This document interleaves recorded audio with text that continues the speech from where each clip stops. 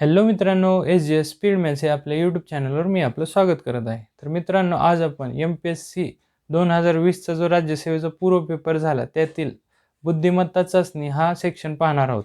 ह्याच्या पहिल्या सेक्शनमध्ये म्हणजेच पहिल्या पार्टमध्ये आपण अंकगणिताचा पार्ट पाहिलेला होता. ह्या पार्टमध्ये आपण बुद्धिमत्ता चाचणी म्हणजेच लॉजिकल रिझनिंगचा पार्ट हा फुल डिटेलमध्ये पाहणार आहोत. चला तर मग स्टार्ट करूया. हा जो CSATचा पेपर होता, या पेपरमध्ये बुद्धिमत्तेचे जे प्रश्न आलेले आहेत ते प्रश्न खूपच लेंदी आहेत. त्यासाठी आपण स्लाईडच्या आधारे हे प्रश्न डिस्कस करणार आहोत. चला तर मग स्टार्ट करूया. बघा, पहिला क्वेश्चन बघा, विशिष्ट कालावधीत पूर्ण करायच्या दोन भिन्न प्रकल्पासाठी ABCDEFG आणि H या विद्यार्थ्यातून दोन संघ तयार करायचे आहेत. जर G व H यांची संघ 1 साठी निवड केली तर पुढील अटीनुसार 2चे सदस्य निवडा. 2 नंबर संघाचे सदस्य निवडायला सांगितलेत. बघा, पहिल्या संघात कमाल 5 किंवा किमान 4 विद्यार्थी असायला हवेत. म्हणजे पहिल्या संघामध्ये जास्तीत जास्त 5 विद्यार्थी किंवा कमीत कमी 4 विद्यार्थी असायला हवेत. प्रत्येक विद्यार्थी फक्त एकाच प्रकल्पासाठी निवडला जाईल. काम सुरळीत चालण्यासाठी C ची A सोबत निवड करणे उपयुक्त ठरेल, कारण त्यांना एकमेकाबरोबर काम करायला आवडते. परंतु A व H नेहमीच वाद घालतात, वेळ वाया घालवतात, म्हणून ते एका संघात नसतील. बघा, B व F हे C बरोबर व्यवस्थित काम करू शकत नाहीत. E हा A व D यांच्या बरोबर आरामात काम करू शकतो, परंतु G बरोबर त्याचे जमत नाही. ही त्यांनी काही अटी दिल्यात. ह्या अटीनुसार दोन संघ आपल्याला निवडायचे. बघा, संघ 1 आणि संघ 2 हे दोन संघ आहेत. बघा, यांनी पहिल्या वाक्यात काय सांगितलं, G व H यांची संघ 1 साठी निवड झालेली. पहिल्यांदाच केले त्यांनी. G आणि H हे संघ 1 मध्ये आहेत. आणि इथं काय सांगितल्यानंतर C ची A सोबत निवड करणे उपयुक्त ठरेल, कारण त्यांना एकमेकाबरोबर काम करायला आवडते. परंतु A व H हे नेहमीच वाद घालण्यात वेळ वाया घालवतात. मग A व H जर नेहमी वाद घालत असतील तर ते एका संघात निवडून उपयुक्त ठरेल का? नाही. मग ते वेगवेगळ्या संघात असतील. मग H कुठल्या संघात आहे? 1 नंबर संघात आहे. तर मग A कुठल्या संघात येईल? 2 नंबर संघात येईल. आणि ह्यांनी इथं काय सांगितलं, A व C यांची सोबत निवड करणं उपयुक्त ठरेल, म्हणून C पण संघ 2 नंबरमध्येच येईल. आता बघा, इथं पुढे काय सांगितल्यानंतर त्यांनी B व F हे C बरोबर व्यवस्थित काम करू शकत नाहीत. आता C बरोबर B व F हे काम करू शकत नाही. आता C 2 नंबर संघात आहे, म्हणून B व F हे दुसऱ्या संघात असतील, कारण हे दोघं एकमेकाबरोबर काम करू शकत नाहीत. म्हणून B व F कुठल्या संघात जातील? पहिल्या संघात जातील. आता बघा, E हा A व D बरोबर आरामात काम करतो. E हा A बरोबर काम करतो. आता A कुठल्या संघात आहे? 2 नंबर संघात आहे, म्हणून E पण 2 नंबर संघातच येईल. आणि त्यांनी काय सांगितलं, D. आता A हा D बरोबर पण व्यवस्थित काम करतोय, म्हणून D पण त्याच संघात येईल, D. आणि पुढे काय सांगितले, परंतु तो G सोबत त्याचे जमत नाही. E चे जे आहे G सोबत जमत नाही. मग G कुठल्या संघात आहे? 1 नंबर संघात आहे, म्हणून E ऑटोमॅटिकली 2 नंबर संघातच येईल. आपला हा संघ, आता दोन्ही संघ आपण निवडलेले आहेत. बघा, मग आपल्याला प्रश्न काय विचारलाय की संघ 2चे सदस्य कोण कोण आहेत? आता 2 नंबर संघाचे सदस्य कुठले कुठले आहेत? बघा, ACED हा पर्यायामध्ये कुठं आहे? बघा, हा पर्याय 3 नंबर पर्यायामध्ये बघा, ACDE हे 4 आहेत, म्हणून आपलं उत्तर कुठलं असेल? पर्याय क्रमांक 3 हे आपलं उत्तर आहे. चला आता पुढचा क्वेश्चन बघूया. बघा, विसंगत वस्तू निवडा. म्हणजेच 4 आकृत्या दिलेल्या आहेत. त्या 4 आकृत्यापैकी जी वेगळी आकृती आहे, जी विसंगत आकृती आहे, ती आपल्याला निवडायची आणि ती आपलं उत्तर असणार आहे. बघा, आकृत्या जर आपण नीट पाहिल्या, ह्या 4ही आकृत्या जर आपण व्यवस्थित पाहिल्या तर बघा, आकृतीच्या सुरुवातीचं जे क्यूब आहे, सुरुवातीचा जो बॉक्स आहे आणि एंडचा जो बॉक्स आहे, ह्यांच्या दिशा हे काटकोनात एकमेकाला छेदतात. बघा, ही पहिली आकृती झाली, ही दुसरी आकृती झाली, ही तिसरी. ह्यांच्या दिशा आहेत का त्या काटकोनात छेदतात. परंतु जी चौथी आकृती आहे, ह्यांच्या दिशा एकमेकाला 180 डिग्रीमध्ये म्हणजेच विरुद्ध दिशेला आहेत आणि एकमेकाला समांतर आहेत. म्हणून विसंगत आकृती कुठली असेल तर विसंगत आकृती 4 नंबरची आकृती असणार आहे. आणि आपलं उत्तर काय? पर्याय क्रमांक 4 हे आपलं उत्तर आहे. चला आता दुसरा क्वेश्चन बघूया. बघा, खाली दिलेली माहिती अभ्यासा आणि दिलेल्या विधानातील यथार्थ निष्कर्ष निवडा. आता काही माहिती दिलेली आहे आणि त्या माहितीच्या आधारे कुठला तरी एक यथार्थ जे निष्कर्ष असेल त्या निष्कर्ष आपल्याला पर्यायातून निवडायचा. बघा, एकत्र कुटुंबातील फक्त कॉफी पिणाऱ्या सदस्यांची संख्या चहा पिणाऱ्या एकूण सदस्याच्या संख्येच्या निम्मी आहे. ही वेन डायग्रामच्या आधारे आपण गणित सोडूया. बघा काय दिलं क्वेश्चन त्यांनी, एकत्र कुटुंबातील फक्त कॉफी पिणाऱ्या सदस्यांची संख्या चहा पिणाऱ्या एकूण सदस्याच्या संख्येच्या निम्मी आहे आणि फक्त चहा पिणाऱ्या व्यक्तींची संख्या कॉफी पिणाऱ्या एकूण सदस्याच्या संख्येच्या निम्मी आहे. बघा इथे कन्सेप्ट लक्षात घ्या. आता ह्यांनी काय सांगितलं की पहिल्या वाक्यात फक्त कॉफी म्हणजे कॉफी म्हणजे फक्त त्याच्यात कॉफीच पिणारे सदस्य आले आणि पुढे काय सांगितले, सदस्याची संख्या ही चहा पिणाऱ्या एकूण सदस्याच्या संख्येच्या निम्मे. इथे ह्यांनी फक्त शब्द यूज केलेला नाही चहा पिणाऱ्या. मग चहा पिणारे जे संख्या आहेत याचाच अर्थ काय होतं की हे जे लोक आहेत एकूण चहा पिणारे लोक, त्याच्यामध्ये फक्त चहा पिणारे पण लोक आहेत आणि काही चहा आणि कॉफी दोन्ही पिणारे पण त्याच्यामध्ये सदस्य येतात. कळलं? मग आता आपण वेन डायग्राम काढूया. बघा, आपण जर फक्त हा चहासाठी आणि हा कॉफी आणि हा जो पार्ट आहे कॉमन, हा दोन्ही एकत्र असतील म्हणजे हा जो कॉमन पार्ट आहे हा चहा आणि कॉफी पिणारे व्यक्ती असतील. बघा, मग ह्यांनी काय सांगितलं, एकत्र कुटुंबातील फक्त कॉफी पिणाऱ्या सदस्यांची संख्या, आपण फक्त कॉफी पिणाऱ्या सदस्याची संख्या जर एक्स मानली,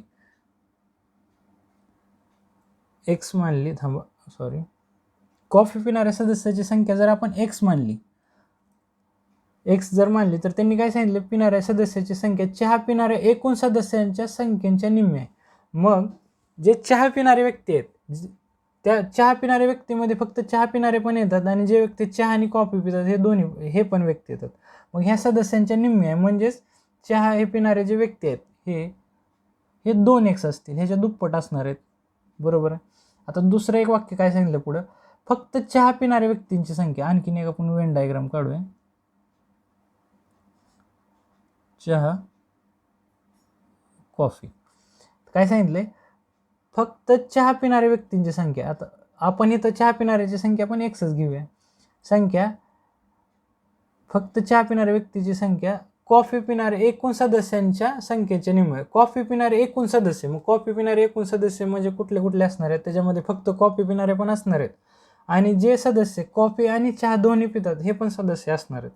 मग हे दोन्ही मिळून किती आहेत, हे 2x आहेत, सदस्यांच्या निम्मे आहेत. बघा, आता हे 2 वेन डायग्राम झाले पण आपल्याला कुठली तरी एक काढायचे. बघा, ह्याच्यावरून आपल्याला असं लक्षात येईल की बघा,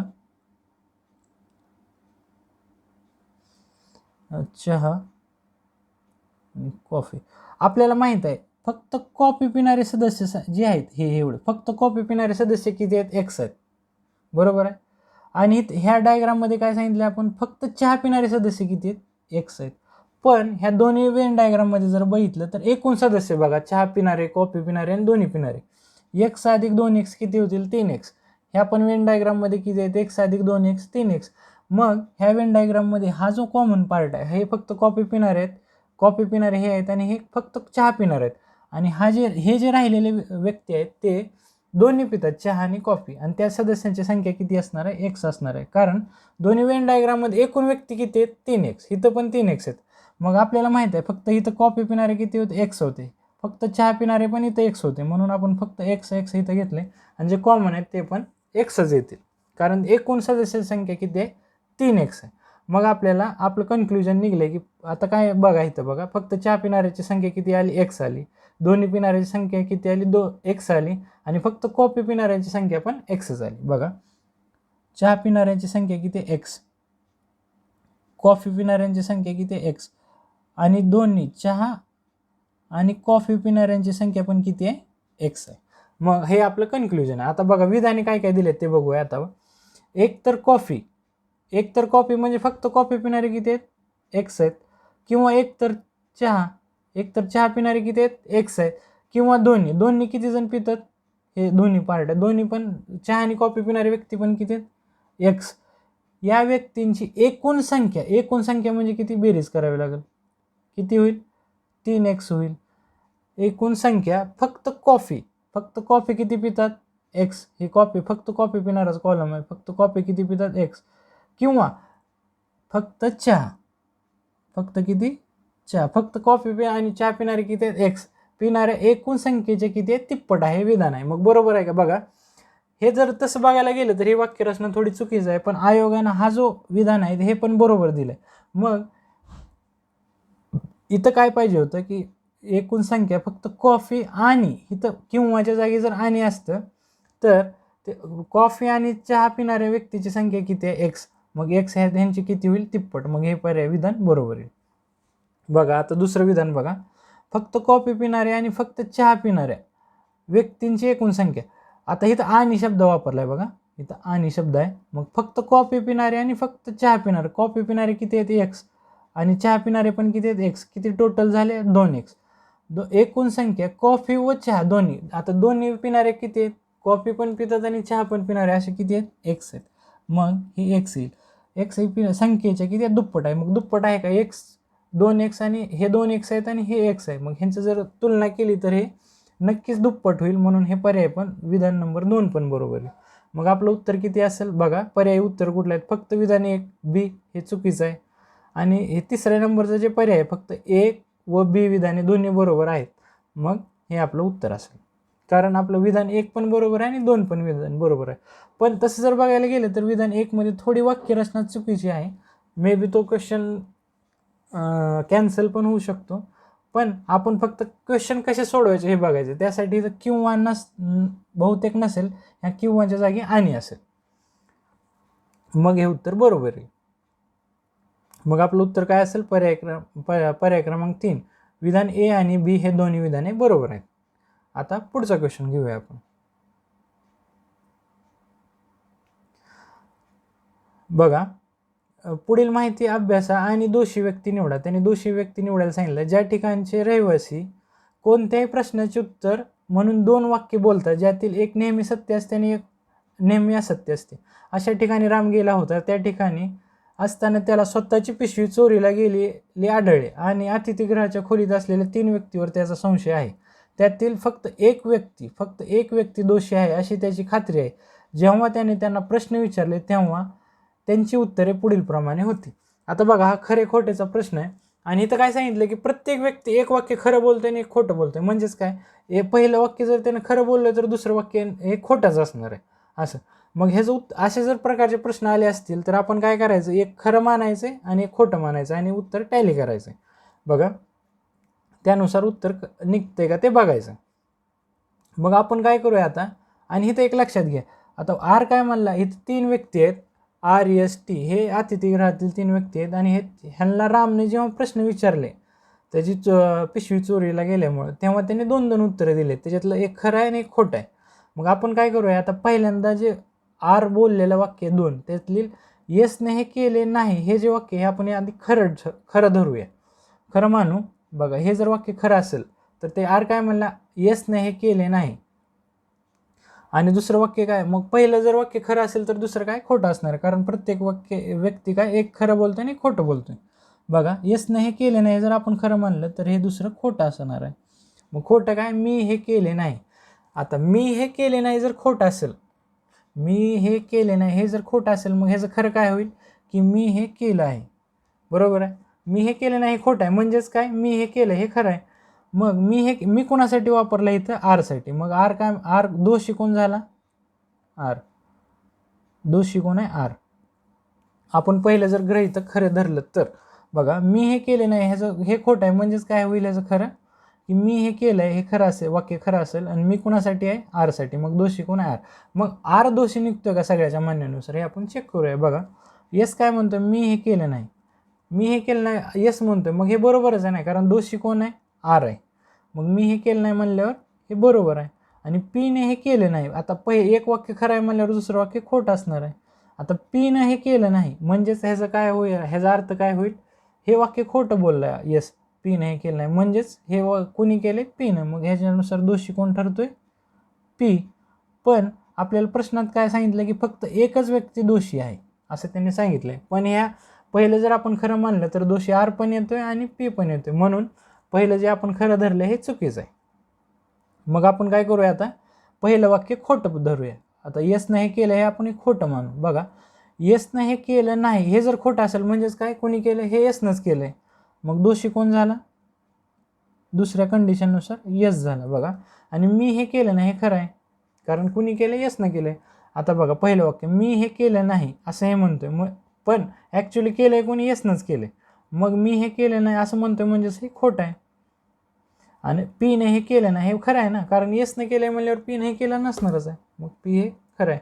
आता टी काय म्हणतोय, हे मी केलं नाही, हे मी कोणासाठी टीसाठी, हे मी केलं नाही बरोबर आहे ना, कारण केलं आहे कोणी यसनं, हे मी केलं नाही म्हणून हे वाक्य खोटं आहे, नाही खरं आहे. कारण हे मी केलं नाही हे वाक्य बरोबर आहे, कारण दोषी कोण आहे, व्यक्ती येस आहे. मग मी हे केलं नाही म्हणजेच हे खरंच वाक्य हे खरं आहे. आणि दुसरं वाक्य काय, हे कोणी केलं हे मला माहीत नाही. आता अतिथीगृहामध्ये ते तिघच होते आणि त्या तिघाला माहीत आहे ॲक्च्युली कोणी पिशवी चोरलेली. मग हे मी केलं नाही हे असं जे म्हणतोय म्हणजेच हे खोटं बोलतोय. बघा आता बघा त्यांनी दिलेल्या कंडिशननुसार एक वाक्य प्रत्येकजण एक खरं बोलतोय, खोटं बोलतोय, खरं बोलतोय, खोटं बोलतोय, एक खरं बोलतोय, एक खोटं बोलतोय, आणि दोषी पण फक्त एकच व्यक्ती निघाला. म्हणजे याचाच अर्थ काय असेल की दोषी फक्त हा यस आहे. मग या पर्यायामध्ये कुठं उत्तर आहे, 2 नंबर. बघा रामची पिशवी कोणी चोरली, मग याचा अर्थ काय होतो, रामची पिशवी यसनं चोरली.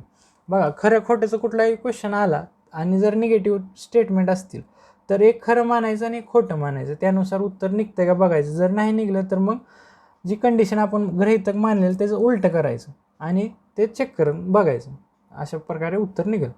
आता बघा आपण दुसरा क्वेश्चन बघूया.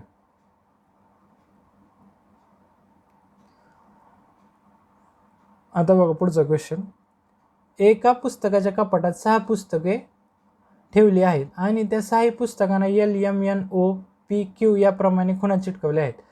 आता बघा MPNQ या खुणा असलेल्या पुस्तकांची वेष्टने निळे असून उर्वरित पुस्तकांची वेष्टने लाल आहेत. आता LMQ या खुणा असलेली पुस्तके नवीन असून उर्वरित पुस्तके जुनी आहेत. LMN ही खुणा असलेली पुस्तके कायद्याची तर उर्वरित अभियांत्रिकीची आहेत. तर कायद्याच्या कोणत्या पुस्तकाचे वेष्टन निळे आहे व ते पुस्तक नवीन आहे, असा प्रश्न आहे. इथं आयोगाचा जो एक फक्त नवीन हा शब्द चुकून प्रिंटिंगमध्ये राहिलेला आहे, कारण इंग्लिशमध्ये त्याचं जे ट्रान्सलेशन आहे त्या इंग्लिशमधल्या ट्रान्सलेशनमध्ये नवीन हा शब्द आलेला आहे. मग हे यांच्याकडून इथं नवीन, इथं तर कायद्याच्या कोणत्या नवीन पुस्तकाचे वेष्टन निळे आहे असं वाक्य आहे शेवटचं. बघा तेवढी प्रिंटिंग मिस्टेक त्यांच्याकडून झालेली, त्यामुळे एखाद्या वेळेस हा पण क्वेश्चन कॅन्सल होऊ शकतो. आता बघा पुस्तकाच्या एका कपाटात 6 पुस्तकं ठेवली आहेत, त्यांना खुणा कुठल्या कुठल्या चिटकवल्यात, LMNOPQ हे 6 पुस्तकं आहेत. LMNOP आणि Q हे 6 पुस्तकं आहेत. आणि बघा ह्यांनी काय सांगितलं, MPN, आता ह्याला निळं वेस्टर्न आहे, निळं म्हणजे हे निळं, MNP आणि Q ह्यांना निळं वेस्टर्न आहे. आणि जे उर्वरित जी पुस्तकं आहेत ती लाल वेस्टर्नचे आहेत, हे लाल आणि हे लाल वेस्टर्न आहे. आता बघा त्यापैकी LM व Q ही पुस्तकं नवीन आहेत. आता बघा LM आणि Q ही नवीन पुस्तकं आहेत, ही पुस्तकं नवीन आहेत, आणि बाकीची जी पुस्तकं आहेत ते जुनी आहेत.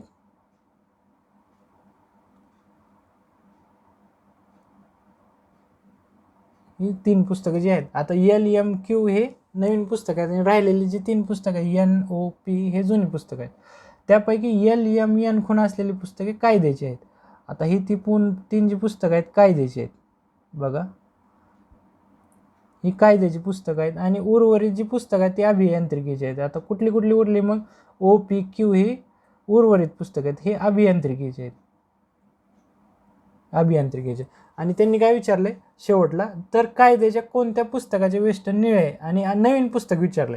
हे इंग्लिशमध्ये जे ट्रान्सलेशन आहे त्याच्यामध्ये न्यू पुस्तकाचा उल्लेख केलेला आहे, इतर प्रिंटिंगमध्ये त्यांचं राहिलेलं आहे.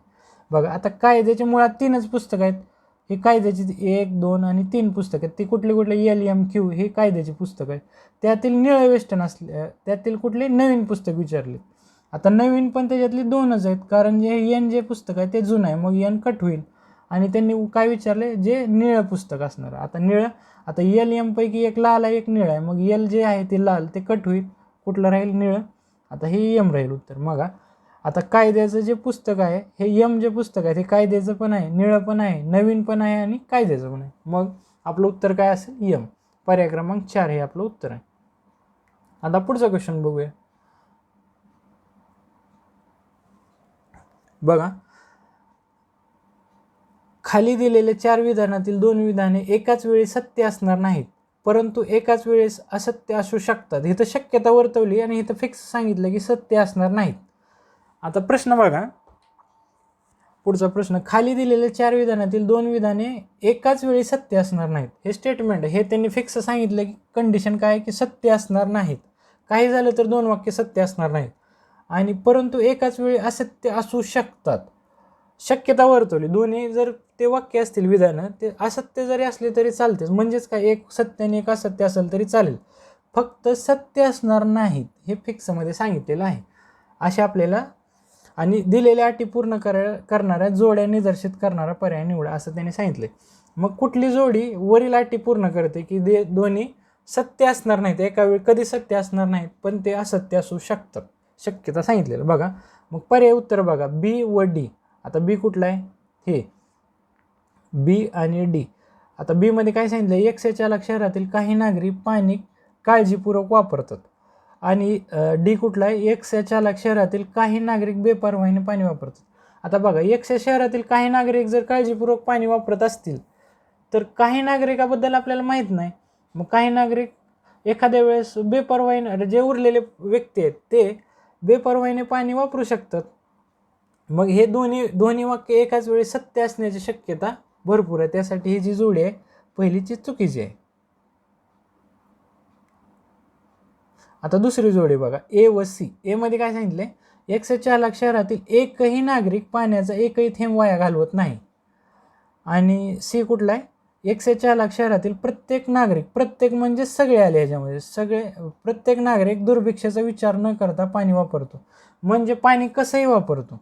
आता ह्यांनी पहिलं वाक्य काय सांगितलं ए मध्ये की एकही नागरिक पाण्याचा थेंब वाया घालवत नाही. हे जर वाक्य सत्य असेल तर एक्स शहरातील प्रत्येक म्हणजे सगळे नागरिक म्हणजे पाणी कसंही वापरतात, दुर्भिक्षेचा विचार न करता पाणी वापरतात म्हणजे कसंही पाणी वापरतात. हे कसं शक्य असू शकते?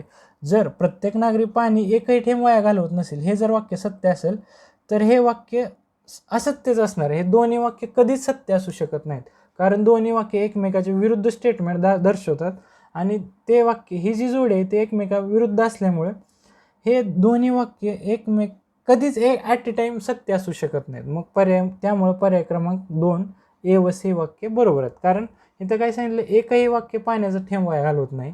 आणि सी मध्ये काय सांगितलं की प्रत्येक व्यक्ती दुर्भिक्षेचा विचार न करता पाणी वापरतो म्हणजे कसंही पाणी वापरतो. मग पहिलं वाक्य जर खरं ठरवलं आपण तर दुसरं वाक्य खोटं ठरणार आहे. आणि जर दुसरं वाक्य खरं धरलं आपण सी की प्रत्येक नागरिक दुर्भिक्षेचा विचार न करता पाणी सांडतो म्हणजे पाणी कसंही सांडतो असं जर विचार केला तर पहिलं वाक्य कधी खरं ठरणार नाही. म्हणून हे दोन्ही वाक्य एकमेकाच्या पूर्णपणे विरुद्ध असल्यामुळे हे दोन्ही एकाच वेळी कधीही सत्य असणार नाहीत, ही जी कंडिशन आहे. त्यासाठी पर्याय क्रमांक 2 म्हणजेच ए व सी ही जोडी वरील अटी पूर्ण निदर्शित करणारी जोडी आहे. बघा आता आपण पुढचा क्वेश्चन घेऊया.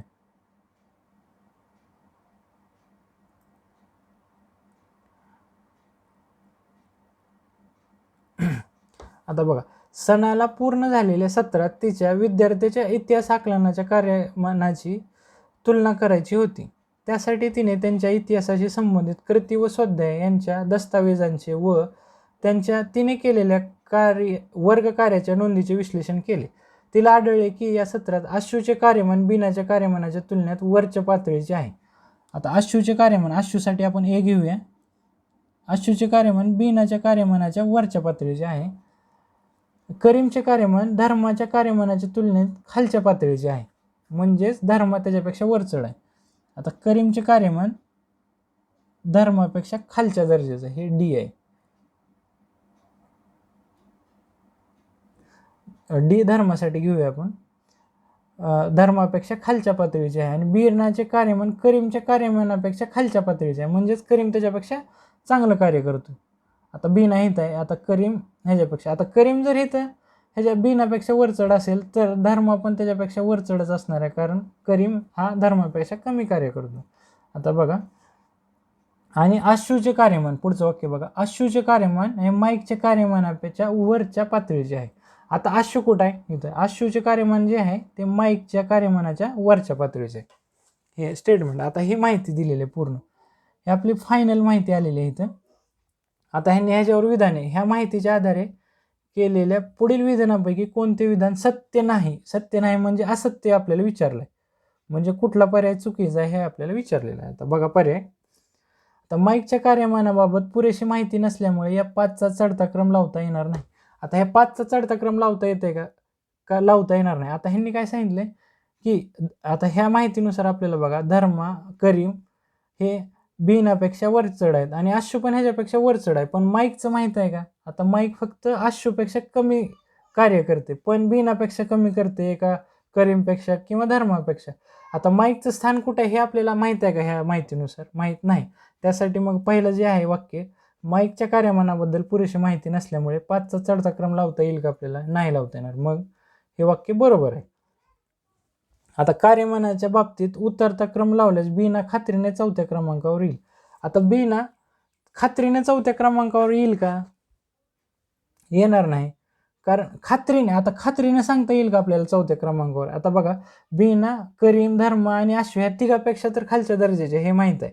पण माईकपेक्षा, माईकचं त्याचं काय रिलेशन आपल्याला इथं सांगितलं आहे का ह्या वरच्या स्टेटमेंटमध्ये? कुठं वरच्या स्टेटमेंटमध्ये माईकचं आणि बिनाचं काही स्टेटमेंट दिलेलं नाही. त्यासाठी माईकचं आणि बिनाचं काही आपण रिलेशन लावू शकत नाही. त्यासाठी आपण बिना खात्रीने 4थ्या क्रमांकावर आहे का 5व्या क्रमांकावर आहे हे आपण सांगू शकत नाही. मग हे खात्रीनं जे क्रमांकावर आहे हे वाक्य जे आहे ते चुकीचं आहे.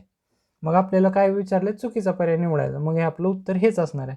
आपण पुढचे पण पर्याय चेक करूया. बघा, अश्रूचे कार्यमान इतराच्या तुलनेत निश्चितपणे इतर चौघांच्या वर चढ हे खात्रीने म्हणता येणार नाही. आता अश्रूचे कार्यमान बघा, हे बिनापेक्षा वर चढ आहे हे माहीत आहे आपल्याला, पण बाकीपेक्षा वर चढ आहे का हे माहीत आहे का आपल्याला?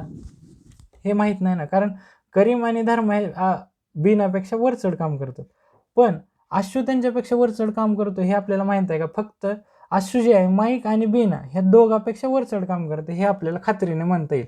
पण इतर चौघाबद्दल, करीम आणि धर्माबद्दल काय सांगता येईल का आपल्याला? नाही सांगता. म्हणून खात्रीने म्हणता येणार नाही हे जे वाक्य आहे ते बरोबर आहे. आता पुढचं वाक्य बघा, माईकचा विचार केला नाही तर धर्माचे कार्यमान करीम व बिनापेक्षा निश्चितपणे वरचढ आहे. आता माईकचा जर विचार केला नाही, ह्या माईकचा जो आहे हा विचारच केला नाही आपण, तर बघा आता करीमपेक्षा धर्मा वरचढ आहे आणि बिनापेक्षा करीम वरचढ आहे. म्हणजेच करीम व बिना, आता माईकचा विचार, धर्माचे जे कार्यमान आहे हे धर्म जे आहे करीम आणि बिनापेक्षा वरचढ हे आपण फिक्स सांगू शकतो. म्हणून हे पण वाक्य बरोबर आहे. मग आपल्याला काय चुकीचा पर्याय निवडायला सांगितलं? चुकीचा पर्याय कुठला आहे की कार्यमानाच्या बाबतीत उत्तरचा क्रम लावल्यास बिना खात्रीने 4थ्या क्रमांकावर येईल हे वाक्य चुकीचं आहे. म्हणून आपलं उत्तर काय असेल? 2. चुकीचा पर्याय 2 नंबर असेल. आता बघा पुढचा क्वेश्चन. पुढचा क्वेश्चन बघा, पुढील विधाने अभ्यासा व दिलेल्या पर्यायातून त्यांच्यावर आधारित यथार्थ निष्कर्ष निवडा. आता पुढील विधाने अभ्यासायचं आहे आणि त्याच्यावर आधारित यथार्थ निष्कर्ष आपल्याला निवडायचा आहे. बघा, विधाने 3 विधाने दिलेले. फक्त शेतकरी कुटुंबाचे सदस्य शेतकी विद्यापीठाच्या प्रवेश परीक्षेला बसू शकतात. काही मुली प्रवेश परीक्षेला बसत आहेत. 2 नंबर विधान आहे. आणि सी जे विधान आहे ते बघा, सर्व स्त्री उमेदवारांना एका अशासकीय संस्थेमार्फत निःशुल्क शिकवणी दिली जाते. हे 3 विधान आहेत. आता पर्याय बघा, ह्या 3 विधानावर आधारित यथार्थ निष्कर्ष आपल्याला निवडायचा आहे. म्हणजे योग्य जो पर्याय तो निवडायचा आहे ह्याच्यावर आधारित. आता बघा, पहिला पर्याय, प्रत्येक शेतकरी कुटुंबातील सदस्य प्रवेश परीक्षेला बसत आहे. आता हे पर्याय जे आहे, प्रत्येक शेतकरी कुटुंबातील सदस्य हे बसत नाही ना. आपल्याला पहिलं विधान काय सांगितले? फक्त शेतकरी कुटुंबाचे सदस्य शेतकी विद्यापीठाच्या प्रवेश परीक्षेला बसू शकतात. आता शेतकी विद्यापीठांच्या प्रवेश परीक्षेला जे आहेत का ते फक्त शेतकरी कुटुंबाचे सदस्य बसू शकतात. पण हे क्रायटेरिया दिलेला आहे त्यांनी, म्हणजे हे काय म्हणतात ते त्याला, हा क्रायटेरिया आहे की फक्त शेतकरी कुटुंबाचे सदस्य परीक्षेला बसू शकतात. पण प्रत्येक शेतकरी कुटुंबाचे सदस्य परीक्षेला बसतात का हे सांगितलंय का प्रत्येक शेतकरी कुटुंबाचे? तर नाही. मग त्यामुळे हे पर्याय चुकीचं आहे. आता बघा, दुसरा पर्याय बघा, अशासकीय संस्थेच्या शिकवणी वर्गांना जाणाऱ्या व्यक्ती मुली आहेत. आता ह्यांनी काय सांगितलंय, तिसरं स्टेटमेंट बघा, सर्व स्त्री उमेदवारांना एका अशासकीय संस्थेमार्फत निशुल्क शिकवणी दिली जाते. आता बघा, जी अशासकीय संस्था आहे ती सर्व स्त्री उमेदवारांना निशुल्क शिकवणी देते, पण त्यांनी असं सांगितलंय का आम्ही कुठले पुरुष विद्यार्थ्यांना घेत नाही, असं सांगितलंय का? फक्त त्यांनी असं बी सांगितलेलं नाही की आम्ही फक्त स्त्री उमेदवारांना शिकवणी देतोय, असं पण काही सांगितलेलं नाही. फक्त त्यांनी एवढं सांगितलं की स्त्री उमेदवाराकडून निशुल्क शिकवणी दिली जाते. याचा अर्थ असा पण होऊ शकतो की ते जे पुरुष उमेदवार आहेत त्यांच्याकडून फी घेऊन त्यांना शिकवत असतील, त्यामुळे दुसरं जे आहे स्टेटमेंट ते पण चुकीचं आहे. आता बघा, तिसरं बघा, स्पर्धा परीक्षांना बसणाऱ्या सर्व विद्यार्थ्यांना आता अशासकीय संस्थेकडून चालवल्या जाणाऱ्या शिकवणी वर्गात विनाशुल्क शिकवणी मिळते. आता बघा, ह्यांनी काय सांगितलं, सर्व विद्यार्थ्यांचा उल्लेख. आता सर्व विद्यार्थ्यांमध्ये काही मुलं पण येतील आणि मुली पण येतील. विद्यार्थ्याचा अर्थ काय होतो, मुलं आणि मुली दोन्ही त्याच्यामध्ये इन्क्लूड असतात. पण ह्यांनी C नंबर स्टेटमेंटमध्ये काय दिलंय की फक्त स्त्री उमेदवारांना निशुल्क शिकवणी दिली जाते. आणि इथं काय सांगितलंय की सर्व विद्यार्थ्यामध्ये मुलं पण येतात, त्यासाठी हे तिसरं पर्याय पण चुकीचं आहे. त्यामुळे आता वर दिलेल्या पैकी एकही निष्कर्ष सुसंगत नाही, त्यामुळे हे पर्याय बरोबर असणार आहे. वरील एकही पर्याय जो आहे तो वरील जे स्टेटमेंट आहेत, वरचे जे विधान आहेत त्याला सुसंगत असं एकही पर्याय नसल्यामुळे पर्याय क्रमांक 4 हे आपलं उत्तर बरोबर आहे. आता आपण पुढचा क्वेश्चन घेऊया. आता बघा, माहिती अभ्यासा व त्या संदर्भात निश्चितपणे सत्य असणारे विधान निवडा. आता ह्यांनी काय, हे दिशादर्शनावरचा आधारलेला क्वेश्चन आहे. यांनी काय सांगितलं, ए चे घर बी आणि C या यांच्या पूर्वेला आहे. आता B आणि C ह्याच्या पूर्वेला Aचं घर आहे. पूर्व म्हणजे इकडची दिशा बघा, पूर्व, पश्चिम, दक्षिण आणि उत्तर या दिशा आहेत. आता B व C च्या पूर्वेला A आहे आणि D आणि E यांची घरे B च्या उत्तरेला आहेत. आता B जी आहे, एक मिनिट, दिशा बघूया. आता उत्तर, दक्षिण, पूर्व आणि पश्चिम अशा दिशा असतात. आता ह्यांनी काय सांगितलं, A चे घर B आणि C च्या पूर्वेला आहे. B आणि C च्या पूर्वेला Aचं घर आहे. D आणि E यांची घरे B च्या उत्तरेला आहे. B जी आहे, ही जी B आहे, B च्या उत्तरेला, म्हणजे ह्या दिशेला कोणाचं घर आहेत, B च्या उत्तरेला D आणि E चे घर आहेत. आणि पुढचं वाक्य, सकाळी सूर्य वर यायच्या आधी E च्या 2 मजली घराची छाया D च्या घरावर पडते. D आणि E यांच्या उत्तरेला आहेत.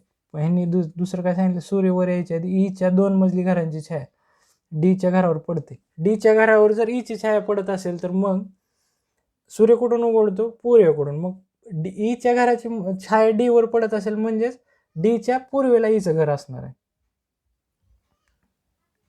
आता D च्या पूर्वेला Eचं घर आहे, कारण E ची जी छाया आहे, जर सूर्य पूर्वेकडून उगतो त्यामुळेच ह्या E च्या घराची छाया पश्चिमेला असल्यानंतरच त्याच्या घरावर पडणार आहे. आणि त्यांनी काय सांगितलं शेवटचं, E चे घर हे C च्या पश्चिमेला आहे. आता C कुठं आहे, C च्या पश्चिमेला, C च्या पश्चिमेला Eचं घर आहे. आता ही माहिती झाली. आता C आणि A च्या पूर्वेला कोण आहे, Aचं घर आहे. C च्या पूर्वेला Aचं घर आहे. मग ही आपली फायनल माहिती झाली. या डायग्रामच्या आधी आपण प्रश्न सोडू. बघा, आता A चे घर E च्या पूर्वेला आहे. E कुठं आहे, इथं E च्या पूर्वेला Aचं घर आहे. मग हे पर्याय बरोबर आहे. आता हे तर सत्य आहे, मग पहिलं पर्याय सत्य असणार आहे, कारण C च्या पश्चिमेला A ला आहे, बरोबर आहे का. आणि मग C च्या पश्चिमेला जर E असेल आणि C च्या पूर्वेला जर A असेल तर E च्या पण पूर्वेला Aच असणार आहे ना. बघा, इथं C च्या पश्चिमेला E आहे, मग जर C च्या पूर्वेला जर A असेल तर E च्या पण पूर्वेला Aच असणार आहे. आता दुसरे पर्याय बघूया. आता E चे घर A च्या घराच्या उत्तरेला आहे. Eचं घर कुठं आहे, इथं, आणि A च्या उत्तरेला आहे का, नाही, तर A च्या पश्चिमेला Eचं घर आहे, मग हे पर्याय चुकीचं आहे. आता D चे घर C च्या घराच्या उत्तरेला आहे. आता Dचं घर कुठं आहे, आता E ची जी सावली आहे ते डीच्या घरावर पडते, म्हणजे ईच्या पश्चिमेला डीचं घर आहे आणि ईच्या पूर्वेला कोण आहे, सी आहे. म्हणजेच सीचं जे घर आहे, डीचे घर आहे सीच्या पश्चिम दिशेला असणार. आता सीचं घर इथं आहे तर डीचं घर इथं आहे. कुठल्या दिशेला आहे, पश्चिम दिशेला आहे. मग त्यामुळे हे उत्तरेला जे पर्याय हे आपण चुकीचं आहे. आता सीचे, आता चौथा पर्याय बघा, सीचे घर एच्या घराच्या दक्षिणेला आहे. आता सीचे घर जे आहे, आता सीचे घर इथं आहे, एच्या पश्चिमेला आहे, कारण सीचे घर, एचे घर सीच्या पूर्वेला आहे, म्हणजेच काय असणार आहे, सीचे घर एच्या पश्चिमेला आहे. बघा ह्या दिशेला आहे, मग हे दक्षिणेला जो पर्याय आहे तो चुकीचा आहे. मग आपलं उत्तर कुठलं असणार आहे, फक्त पर्याय क्रमांक 1. आपण दुसरे तिन्ही पण पर्याय चेक करून बघितले, तिन्ही चुकीचे निघतात. फक्त बरोबर कुठलं आहे, ए. कुठला आहे पर्याय 1 नंबर, एचे घर ईच्या पूर्वेला आहे. ईच्या पूर्वेला कुठलं घर आहे, एचं घर आहे. हे आपलं जे स्टेटमेंट आलं होतं फायनलला, त्याच्यावरून आपण काढलं ते उत्तर. बघा आता दुसरा प्रश्न बघूया.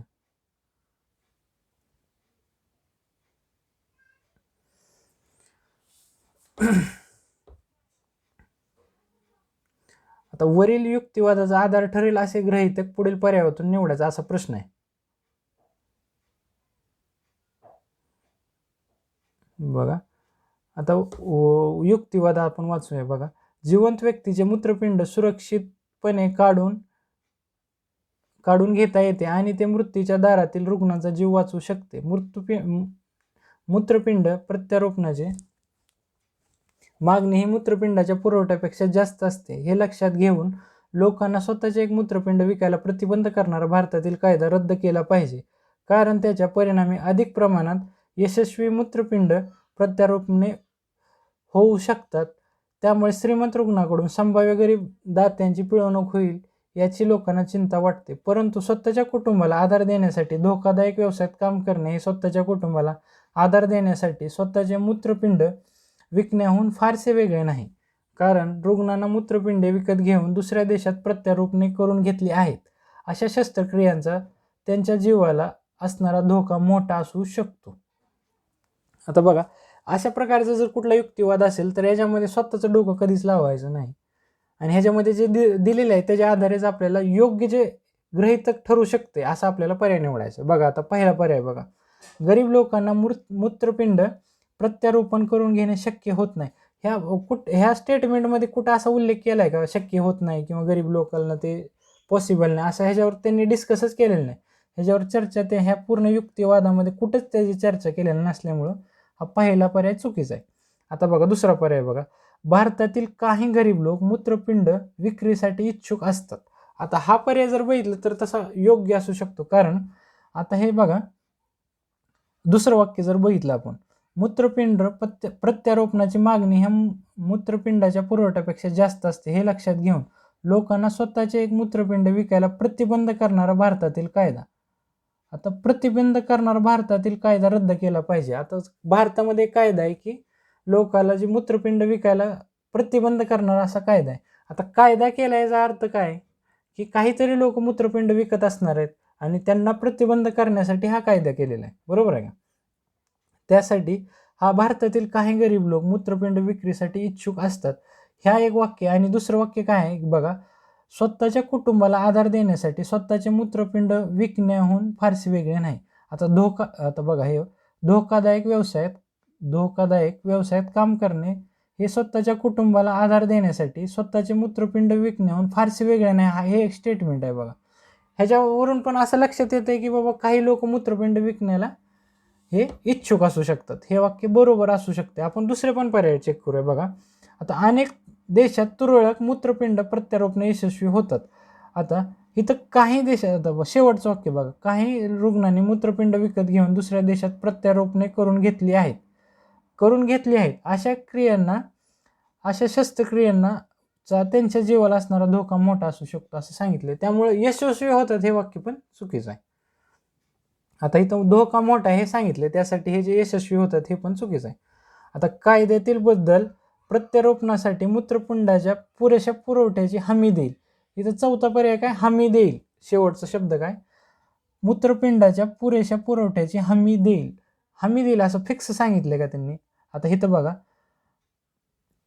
की इथं वाक्य काय दिलंय, मूत्रपिंड विकायला प्रतिबंध करणारा भारतातील कायदा रद्द केला पाहिजे, कारण त्याच्या परिणामी अधिक प्रमाणात यशस्वी मूत्रपिंड प्रत्यारोपणे होऊ शकतील असं सांगितले. इथं शक्यता वर्तवली इथं, आणि या पर्यायामध्ये काय दिले, हमी घेतलेली आहे.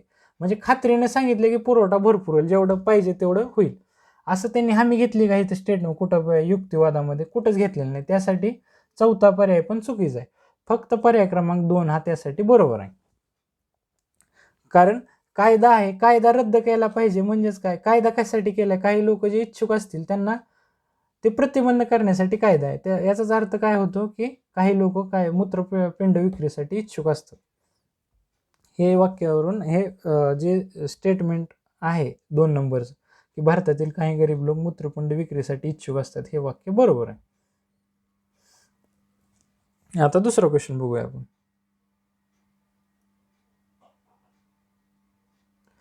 आता बघा, दिलेली माहिती वापरून अनुक्रमे मामा व भाची यांची जोडी निवडा. बी, आता हे रिलेशनवर आधारित क्वेश्चन आहे. आता बी हे सी चे वडील आहेत, परंतु सी हा त्यांचा मुलगा नाही. पी हा सी चा भाऊ आहे.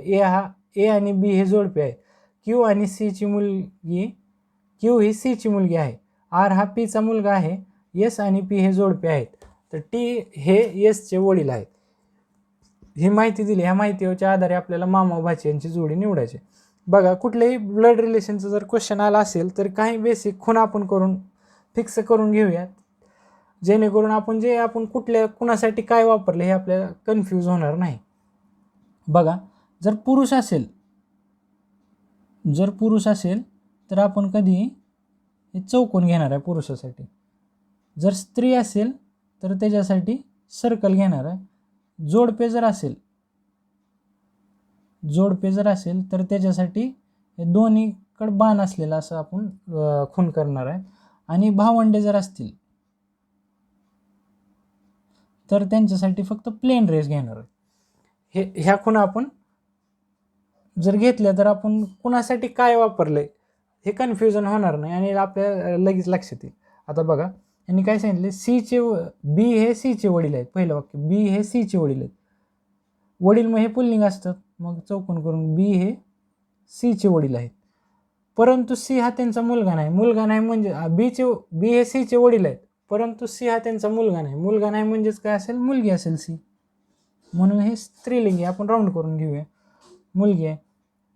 पी हा सीचा भाऊ आहे.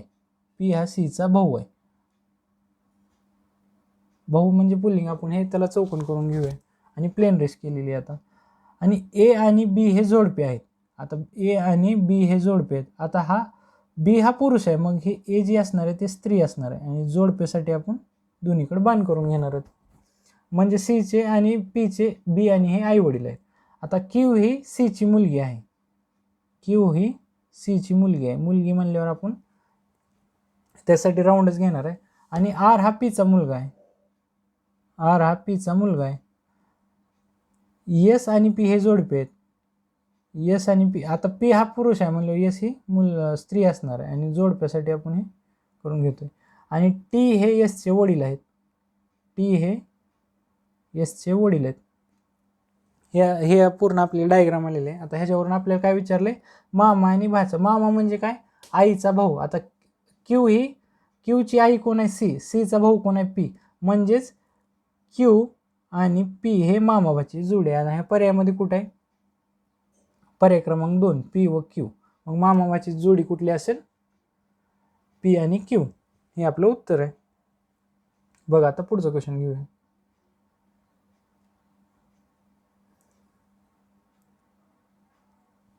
बघा, खाली 4 विधाने दिली आहेत आणि 3 अनुमाने दिली आहेत. तुम्हाला दिलेले विधाने सत्य मानायचे आहेत आणि दिलेल्या विधानानुसार तार्किक दृष्ट्या अचूक अनुमाने ठरवायचे आहेत. आता इथं पण स्वतःचं काहीच लॉजिक लावायचं नाही. डायग्राम, हे वेन डायग्रामच्या आधारे हे क्वेश्चन सोडवायचं आहे.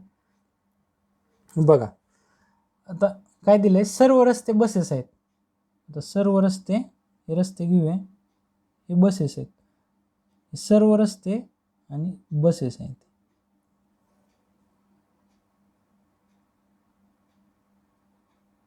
ही बस आहे. आता काही बसेस हे कार आहेत. आता काहीचा पार्ट हे कार, काही बसेस हे कार आहेत. आता काही कार हे दिवस आहेत. तर काही कार हे दिवस आहेत आणि सर्व दिवस हे रात्री आहेत. सर्व दिवस हे रात्री आहेत. ही रात्र आहे. बघा ही डायग्राम झाली, ही फायनल डायग्राम झाली. आता अनुमाने काय काढलं ह्याच्यावर, काही रात्री बसेस आहेत.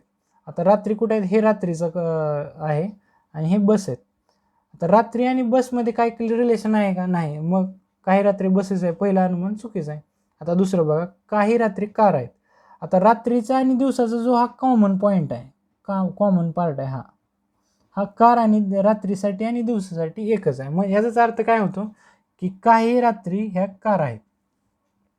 रात्रीचा जो हा पार्ट आहे तो कार पण आहे ना, त्यासाठी पर्याय क्रमांक 2 हा अनुमान हे 2 बरोबर आहे. आता बघा तिसरा अनुमान बघा, काही दिवस बसेस आहेत. आता दिवस इथं आहे आणि बसेस आहे, ह्या दोघांचं काही रिलेशन आहे का ह्या दोन्ही सर्कलचं, काहीच नाही. मग हे दुसरं जे तिसरं अनुमान आहे ते चुकीचं आहे.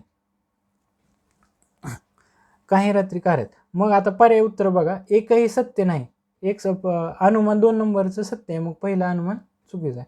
आता फक्त एक सत्य आहे, फक्त एक सत्य आहे का, हे पण चुकीचं आहे.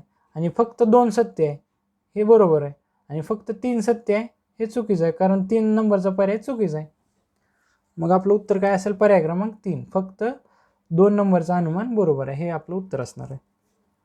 आता आपण पुढचा क्वेश्चन घेऊया.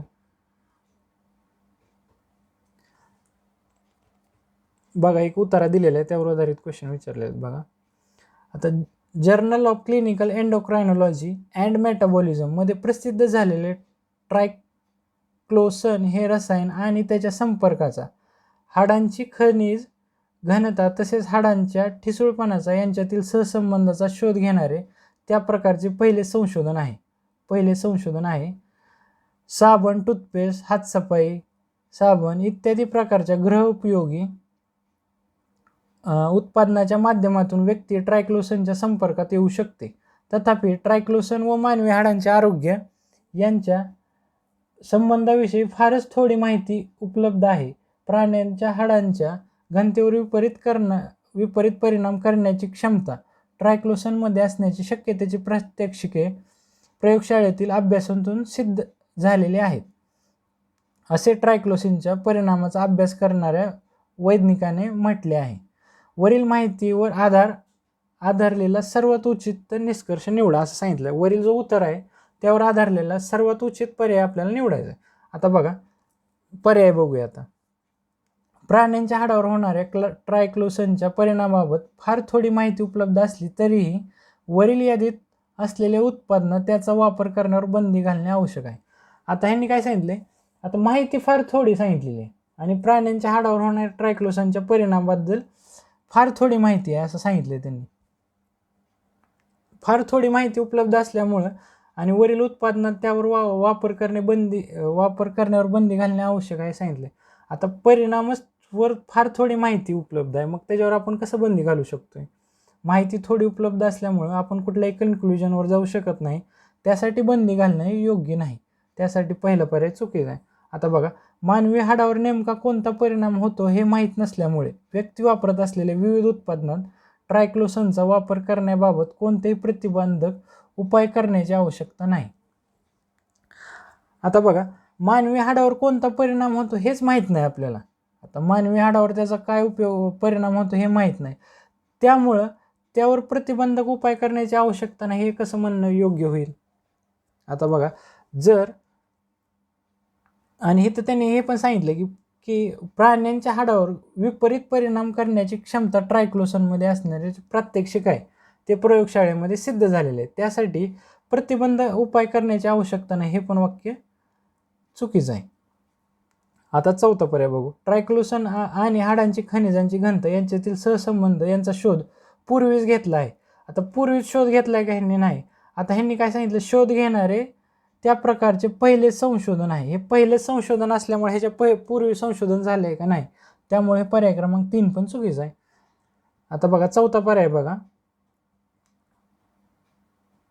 की ट्रायक्लोसनमध्ये प्राण्यांच्या हाडाच्या घनतेवर परिणाम करण्याच्या शक्यतेचे प्रात्यक्षिक काही अभ्यासातून दाखवले गेल्यामुळे व्यक्ती वापरत असलेल्या विविध उत्पादनात त्याचा वापर करण्यावर बंदी घालणे आवश्यक आहे. आता बघा ट्रायक्लोसनच्या प्राण्यांच्या हाडाच्या घनतेवर जो विपरीत परिणाम घडतो हे सांगितले त्यांनी. इथं प्रात्यक्षिक सिद्ध झाले, हे आपण त्यांच्या अभ्यासातून सिद्ध झाले. त्यासाठी मानव वापरत असलेले, आता ह्या निष्कर्षावरून मानव वापरत असलेल्या विविध उत्पादनात त्याचा वापर करणे वर बंदी घालणे आवश्यक आहे, हे निष्कर्ष योग्य असू शकते. त्यासाठी पर्याय क्रमांक 4 हे बरोबर आहे. आता बघा, ह्याच्यामध्ये जे प्राण्यांच्या हाडावर घनतेवर विपरीत करण्याचं प्रात्यक्षिक इथं सिद्ध झाले असं सांगितलं त्यांनी. त्यासाठी मानव वापरत असलेल्या जे विविध पदार्थ आहेत त्यावर बंदी घालणे आवश्यक आहे, हे जे वाक्य जे पर्याय क्रमांक 4 त्यासाठी हे बरोबर असू शकते. त्यामुळे आपलं उत्तर हे पर्याय क्रमांक 4 आहे. बघा, आता पुढचं क्वेश्चन घेऊया आपण. बघा,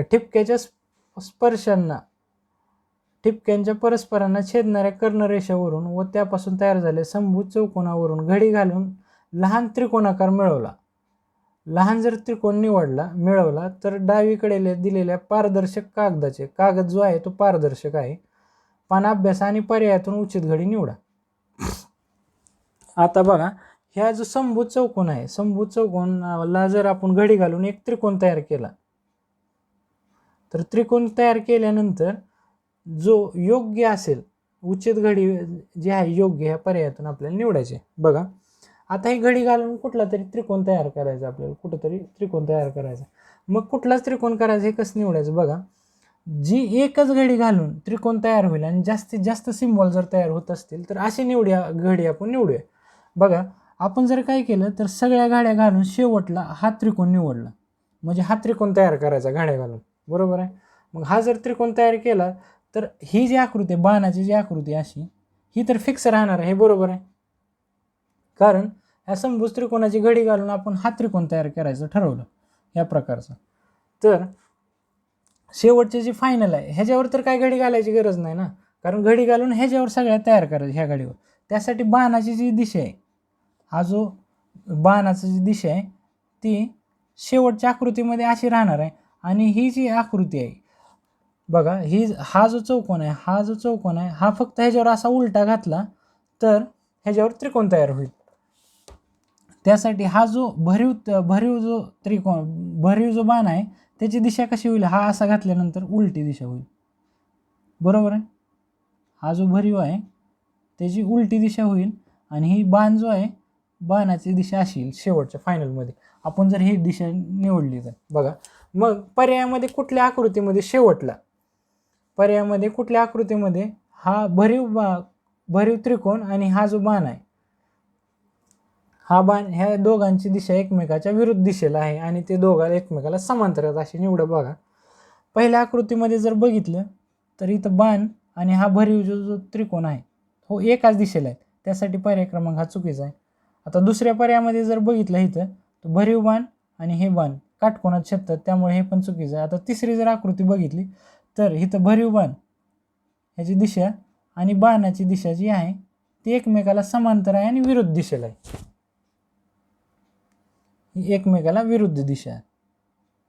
हा जो भरीव बाण आहे बघा, हा भरीव बाण काळा आणि हा जो बाण आहे हा एकमेकाला विरुद्ध दिशेला आहेत आणि एकमेकाला समांतर आहेत. मग आपण काय बघितलं होतं, ही घडी घातल्यामुळे अशी जर घडी घातली तर शेवटीचे जो हा त्रिकोण भेटणार होता आपल्याला, ह्या त्रिकोणामध्ये बाणाची दिशा आणि ह्या भरीव त्रिकोणाची दिशा एकमेकाला विरुद्ध जाणार होती आणि दोघं एकमेकाला समांतर होते आणि त्यामुळे हा पर्याय बरोबर असू शकतो. आपण पुढचा पण पर्याय चेक करू. आता पुढच्या पर्यायामध्ये बाणाची आणि भरीव दिशाची जी आहे ती या दिशेमध्ये येतात. बघा, हा बाण आणि हात ह्या दिशेमध्ये, त्यामुळे हा पण पर्याय चुकीचा असणार आहे. मग पर्यायप्रमाणे बरोबर. जर दुसऱ्या 2-3 आकृत्यामध्ये 2 जर आकृत्यामध्ये हे जर कंडिशन सेम असते तर आपण तिसरी एखादा सिम्बॉल ही घडी घालून टॅली करून पाहिला असता. आता सगळे सिम्बॉल अशा घडी घालून प्रत्येक सिम्बॉल इथं जाईल तिथं जाईल चेक करायची गरज नाही. ह्या 2 सिम्बॉलवरून, ह्या 2 चिन्हावरूनच आपण उत्तर काढू शकतो. आपण काय केलं बघा, सगळ्यात शेवटला ही घडी फायनल केली, म्हणजे हा त्रिकोण फायनल केला. ह्या त्रिकोणावरच सगळ्या घड्या घालून आपण त्रिकोण करणार आहे. मग ह्या फायनलमध्ये पहिली तर हा बाण तर फिक्स आहे आणि ही जी पहिली घडी घातली ही जी घडी आहे हा फक्त असा उलटा केला तर हा त्रिकोण तयार होईल. त्यासाठी भरीव जो त्रिकोण आहे भरीवची आणि हा उलटा केल्यानंतर त्याची दिशा कुठे येईल, दिशा जी आहे आता बघा हा जर कागद इथं असा उलटा करून टाकला तर भरीव त्रिकोण असा होईल. मग येणार कुठलीही जरी घडी घातली तर शेवटी हा भरीव त्रिकोण आणि ही जी त्रिकोण आहे हा एकमेकाला विरुद्ध दिशेमध्ये आणि समांतर असायला पाहिजेत. असा जो पर्याय असेल पर्यायामध्ये तोच आपलं उत्तर असणार आहे.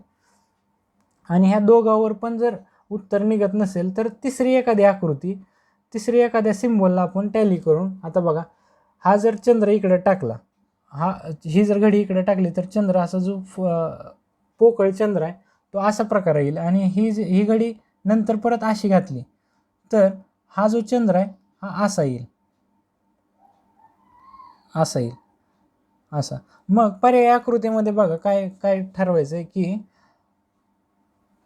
पोकळ चंद्र आहे त्याची दिशा अशी, जो भरीव आहे चंद्र ते एकमेकाला विरुद्ध दिशेमध्ये, आणि बाण म्हणजे बाणाच्या दिशेला त्याचं पोकळ चंद्राचे कोर येणार आहे त्या विरुद्ध दिशेला.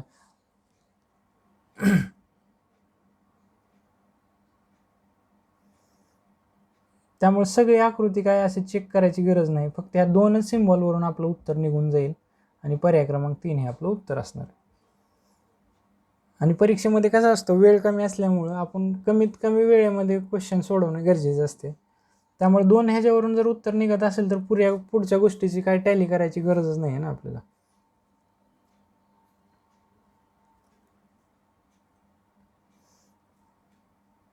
आता पुढचा क्वेश्चन बघूया आपण.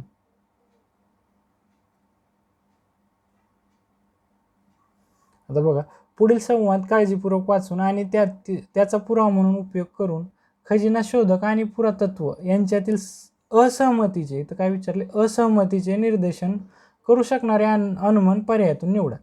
आता बघा, खजिना शोधक काय म्हणतोय की सर्वसाधारणपणे पाहता सार्वजनिक मालमत्तेच्या जागी सापडलेल्या पुरातत्वीय वस्तूवर खाजगी मालमत्ता असणे बेकायदेशीर आहे. ज्या व्यक्ती स्वतःचा जीव धोक्यात घालून बुडालेल्या जहाजावरून जे काही सामान सोडून आणतात ते शतकांच्या जुन्या सागरी कायद्यानुसार त्यांना स्वतःकडे बाळगण्याची परवानगी आहे. शतकांच्या जुन्या कायद्यानुसार या कायद्याने बुडालेले स्वतःचा जीव धोक्यात घालून सागरी खाऱ्या पाण्यामुळे नामशेष होऊ घातलेले पुरातत्व जहाजावरील सामानाला वाचवणाऱ्या खजिना शोधकांना ते स्वतःला ठेवण्याची मुभा स्पष्टपणे दिली आहे. हे खजिना शोधक म्हणतोय. आणि पुरातत्व काय म्हणतोय, पुरातत्व असे नाही, ही अपघातग्रस्त जहाजे शतकानुशतके पाण्यात बुडून असल्याने ते तिथे स्थिरावली आहेत.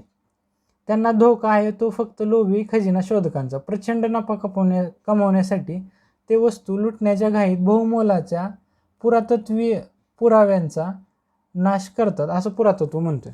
आता बघा, हे दोन संवाद दिलेले आहेत आणि आपल्याला संवादामधून त्या दोघांमध्ये असहमती आहे हे निदर्शित करणारा पर्याय निवडायचा आहे. बघा पर्याय बघा, केव्हाही बुडालेल्या जहाजासाठी सागरी कायदा करता येईल व नाही. आता बघा, खजिना शोधक काय म्हणतोय की सार्वजनिक मालमत्तेच्या ठिकाणी सापडलेल्या वस्तूवर खाजगी मालकी असणे बेकायदेशीर आहे, हे खजिना शोधक म्हणतोय. पण कायदा लागू करता येईल किंवा नाही असं पुरातत्व कुठं म्हणलंय का? नाही. म्हणजे सागरी कायदा लागू आहे किंवा नाही ह्या दोघांमध्ये त्यावर त्यांचा वाद चालू आहे का? नाही. खजिना शोधक पण म्हणतोय की बेकायदेशीर आहे आणि दुसरा एक कायदा आहे की ज्यानुसार त्याला स्वतःकडे ठेवण्याची परमिशन आहे हे सांगतोय. पण पुरातत्व काय म्हणतोय का हा कायदा आहे किंवा नाही, त्यासाठी केव्हाही बुडालेल्या जहाजासाठी सागरी कायदा लागू करता येईल व नाही ह्याच्यातून त्यांचा असहमती दर्शवता येत नाही. आता बघा, आता दुसरा पर्याय बघा, सार्वजनिक पाण्यातील प्राचीन अपघातग्रस्त जहाजाला खाजगी मालमत्ता म्हणणे उचित आहे व नाही. आता ह्यावरून त्यांचा दोघांचा वाद आहे का? आता खजिना शोधक काय म्हणतोय की सार्वजनिक मालमत्तेच्या जागी जर सापडली तर ती खाजगी मालमत्ता असणार नाही, हा काय म्हणतोय खजिना शोधक म्हणतोय. आणि पुरातत्व त्याच्यावर काय स्टेटमेंट केलंय का बाबा की ती खाजगी मालमत्ता आहे किंवा नाही, असं त्यानं काहीच बोललेलं नाही. आता पुरातत्व त्यासाठी दुसरा पर्याय हा पण चुकीचा आहे. आता बघा, तिसरा पर्याय बघा, जेव्हा अपघातग्रस्त जहाजांची सुटका करतात तेव्हा खजिना शोधक स्वतःचा जीव धोक्यात घालतात व नाही. आता बघा, खजिना शोधक जे आहे तो काय म्हणतोय की खाऱ्या पाण्यामुळे नामशेष होऊ घातलेले जहाज आहेत. पण आता दुसरं वाक्य बघा, हे खजिना शोधा. ज्या व्यक्ती स्वतःचा जीव धोक्यात घालतात व जहाजावरून जे काही सामान सोडवून आणतात ते शतकांच्या जुन्या कायद्यानुसार त्यांना स्वतःकडे बाळगण्याची परवानगी आहे, असं तो म्हणतोय. की आम्ही स्वतःचा जीव धोक्यात घालतोय आणि तो सामान सोडून आणतोय, त्यासाठी ते आम्हाला मालमत्ता स्वतःकडे बाळगण्याची आणि सागराच्या जुन्या कायद्यानुसार परमिशन आहे. पण पुरातत्व काय म्हणतोय का परमिशन आहे किंवा नाही, किंवा तुम्ही स्वतःचा जीव धोक्यात घालताय किंवा नाही, ह्याच्यावर त्यांचे काय म्हणजे वाद चालू आहे का? पुरातत्व काय म्हणतोय की जहाजाला धोका फक्त खजिना शोधकांचा आहे. पण त्यांना असं कुठं म्हटलंय का त्याच्यावर तुम्ही स्वतःचा जीव धोक्यात घालताय किंवा नाही घालत? फक्त खजिना शोधक म्हणतोय की आम्ही जीव धोक्यात घालतोय.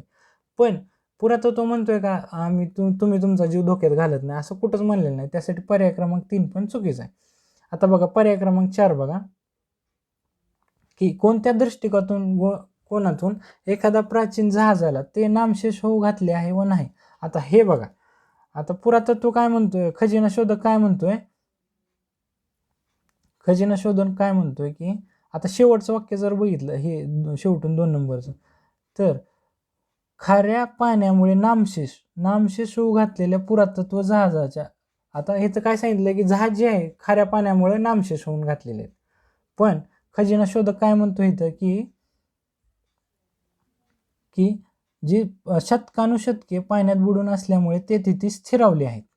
आता बघा, आता स्थिरावले आहेत म्हणजेच तिथे स्थिर झालेले आहेत, त्यांचा नाश होत नाही. पण इथं काय म्हणतोय की हा खजिना शोधक काय म्हणतो इथं की ते नामशेष होऊ लागलेत, म्हणजे ते नष्ट होऊ लागलेत. पण आणि हे जे पुरातत्व आहे तो काय म्हणतो इथं की ते स्थिरावले आहेत.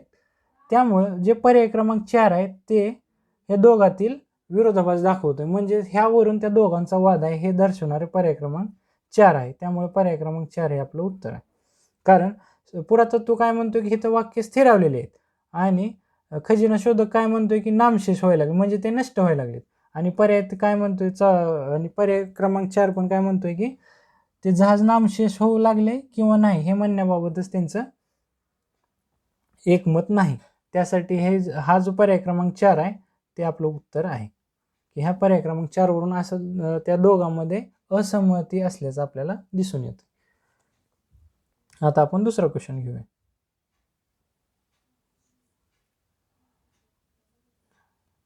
आता बघा, हे जे क्वेश्चन आहेत ते डिसिजन मेकिंगचे आहेत. इथून पुढचे जे क्वेश्चन आहेत ते डिसिजन मेकिंगचे आहेत.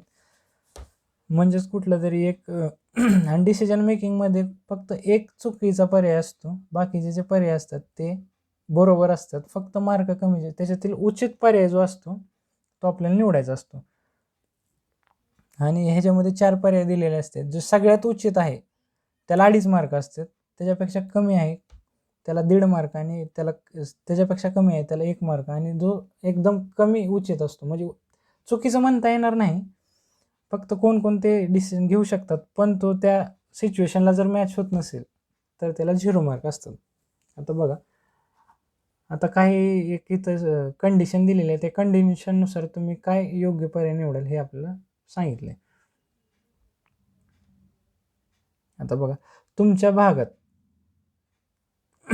भागात स्वच्छता उपक्रम संघटित करणाऱ्या एका कृतिशील गटाचे तुम्ही सदस्य आहात. दर 5 दिवसांनी भारतात एका सफाई कर्मचारी मरतो ही बातमी ऐकल्यानंतर गटाचे सर्व सदस्य अस्वस्थ झालेले आहेत आणि या परिस्थितीत तुम्हाला बदल करायचा आहे.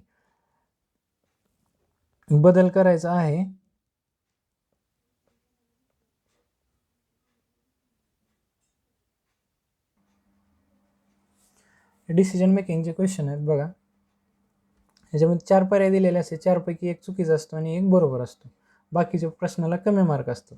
बघा, ह्याच्यामध्ये कुठलाही पर्याय तसं बघायला गेलं तर चुकीचा नसतो, पण योग्य डिसिजनला तुम्हाला जास्त मार्क असतात. बघा, आता प्रश्न बघा, क्वेश्चन क्रमांक 76. तुमच्या भागात स्वच्छता उपक्रम संघटित करणाऱ्या एका कृतिशील गटाचे तुम्ही सदस्य आहात. दर 5 दिवसांनी भारतातील एक सफाई कर्मचारी मरतो ही बातमी ऐकल्यापासून गटाचे सर्व सदस्य अस्वस्थ झालेले आहेत आणि या परिस्थितीत तुम्हाला बदल करायचा आहे. विपन्नावस्थेत असलेल्या सफाई कर्मचारी जेव्हा गटारात गुदमरून किंवा अपघाताने मरतो तेव्हाच त्याची बातमी बनते, पण केव्हाही स्वतःच्या अधिकारात ही आमची समस्या आहे आम्ही त्यावर उपाय करू असे म्हणताना ऐकू येत नाही. जरी अनेक ख्यातनाम व्यक्ती सफाई करणे हा आध्यात्मिक अनुभव आहे असे सांगत असले तरी प्रत्येक सफाई कर्मचारी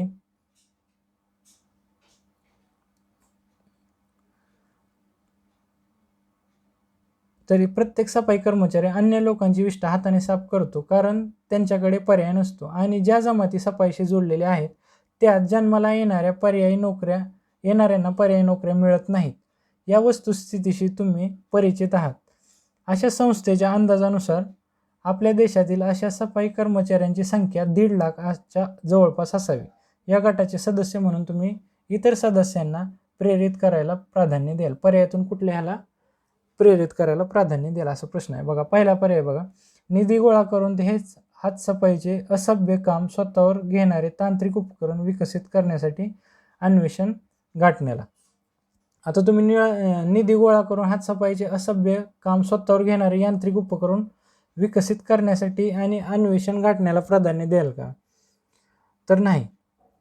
आता दुसरा पर्याय बघा, सफाई कर्मचारी हातसफाईचा व भेदभाव सहन करण्याचा प्रदीर्घ इतिहास असलेल्या जातीतून येत असल्यामुळे त्यांचा सामाजिक प्रश्न म्हणून गुंता सोडवला. आता हा सामाजिक प्रश्न म्हणून फक्त तुम्ही गुंता सोडवण्याला जर प्राधान्य दिलं तर ते पण एवढं योग्य होणार नाही.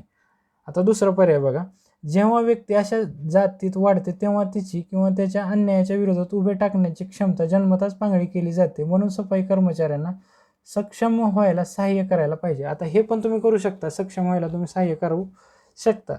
आता चौथा पर्याय बघा, आता सर्वसाधारणपणे जनतेला अशा व्यक्तीच्या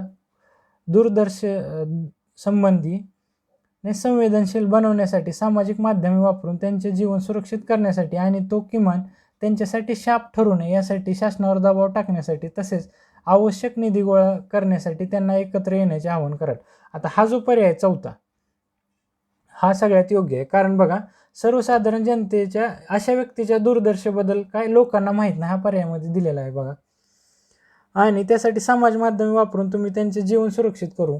आता जीवन पण त्यांचं सुरक्षित करणार आहे तुम्ही, आणि किमान त्यांच्यासाठी शाप ठरू नये यासाठी त्यांच्यावर दबाव टाकण्यासाठी आता शासनावर पण तुम्ही दबाव टाकणार आहे. कशाचा सामाजिक माध्यमाचा वापर करून. आणि ह्या जनतेची जी दूरदर्शी आहे ह्या लोकांची जी दूरदर्शी आहे ती दूरदर्शात तुम्ही जनतेच्या समोर पण आणणार आहे. आणि नंतर तुम्ही काय करणार, निधी गोळा करून त्यांना तसेच आवश्यक निधी आणि त्याच्यासाठी जो लागणारा निधी आहे तो पण गोळा करून आणि त्यांना एकत्र येण्याचे तुम्ही आवाहन करण्यासाठी तुम्ही प्राधान्य द्याल. हा जो पर्याय हा सगळ्यात उचित असल्यामुळे ह्याला 2.5 मार्क आहे.